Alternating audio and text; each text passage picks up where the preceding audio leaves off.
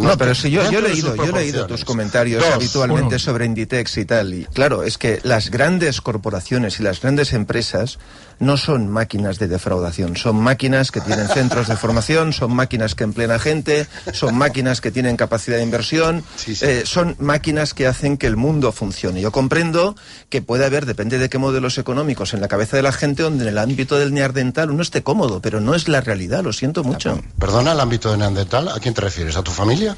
No, a mi familia no entiendo muy bien a qué eres para no conocerme, realmente eres un poco majadero. Bueno, hasta aquí hemos llegado. Buenos días. Adiós. Hasta aquí hemos llegado. ¿Por qué? ¿Qué ha pasado? Hombre, por favor, majadero.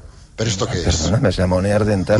No, eres tú el que me ha llamado a mi neandertal. Muy bien. Eres tú el que me ha llamado a mi neandertal. Per favor, soy muy mayor jo para que me llame majadero. Escolta, per què no fem una cosa? Per què no... Un moment, calmem-nos tots plegats. Hombre, ya está bien. Calmem-nos tots plegats. No.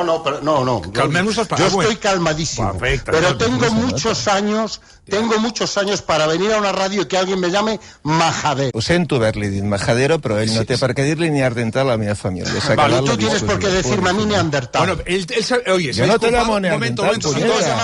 Antón, se ha disculpado. Ha dicho que siente haberte llamado de majadero. Bueno, yo acepto sus disculpas, pero no tengo ningún interés en seguir hablando con él. Pues no hables conmigo.